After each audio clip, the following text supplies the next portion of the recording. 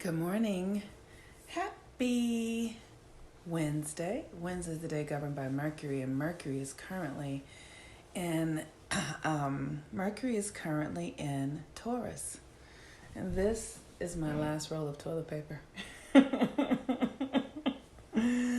This is my last roll of toilet paper. I really don't understand. Like, I have a full roll on the roll, and I have this roll, and I ordered. Just so happened before all of this virus stuff started, I always order big bulks of, like a huge case of toilet paper, because I believe in buying the things that I use the most, buying them in bulk. So I buy like Dr. Bonner's soap. I buy like the half gallon of it. I don't use paper towels generally because some friends convinced me that paper towels were destroying the rainforest, so I stopped using paper towels for a while and just started using cloth towels to clean my house and things like that. But this is a very fascinating experience, this whole toilet paper thing. I go into Whole Foods and there's absolutely no toilet paper in Whole Foods. It's so fascinating. And it's so interesting how people respond in crisis and what we do to take care of ourselves when we have a crisis. And I was talking to a friend of mine yesterday, and we were saying how, if you can just get in the shower, like use the bathroom and get in the shower, or use a cloth and wash the cloth off. And,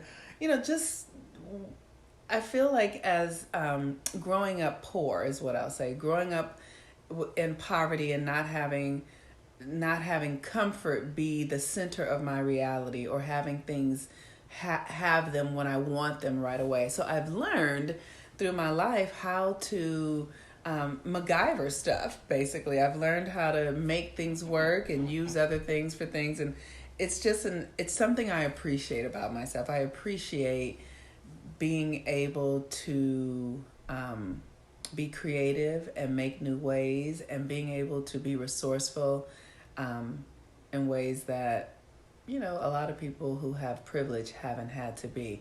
And I don't mean around race. I just mean around things like I have learned to cure myself of things that by using free medicine, which is why I study herbs and stuff like that now. So I just thought that was really funny. Like, this is it. This is my last roll.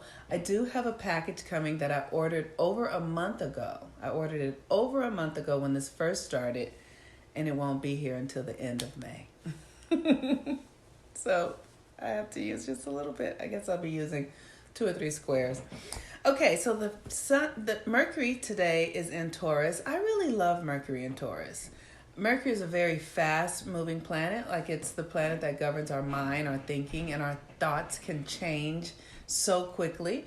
And Taurus is this very constant, fixed earth energy that is slow and methodical, and a little bit hedonistic, I would actually say.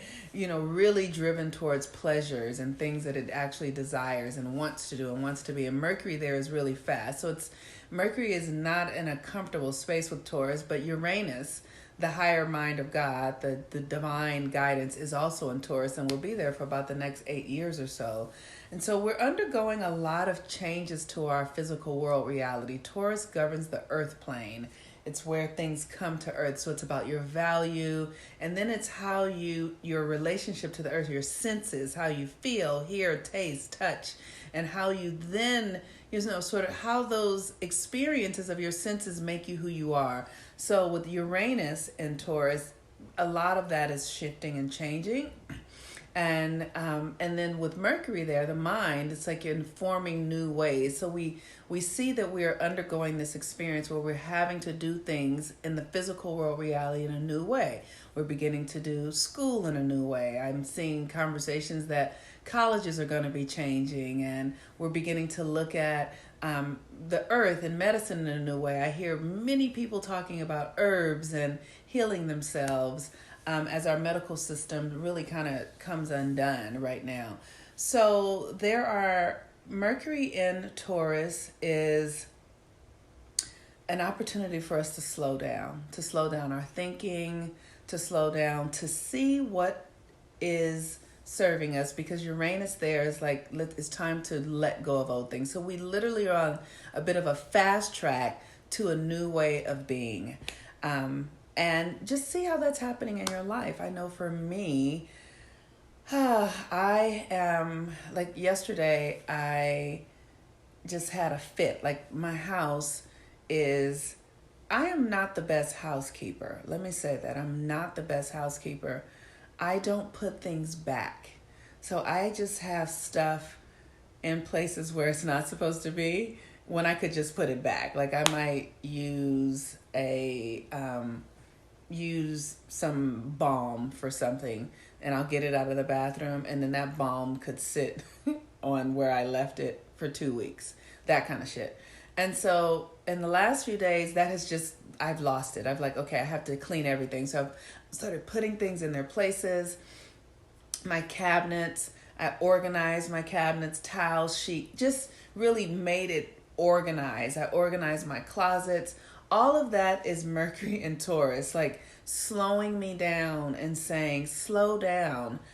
Can you function here? Is there flow here? How can you do this in a new way, in a different way? And so I've spent the last several days, over the last weekend and up until yesterday, really organizing my environment in a way that's not natural to me, because I need it in order to feel another level of security and safety in the world. Like I need to open my closets and feel like, okay, there's a towel, and that's what and some of the reason is because I'm starting to teach my child how to, he's 13 now, and I really want to teach him how to cook his own food and, just throw the trash out and do things that he hasn't had to do yet. So I have to organize that before I can and bring him into it, so that it's not scrambled in his own mind. My son has a Virgo moon, and he really prefers organization in a way that's unique, that's different than me. I have a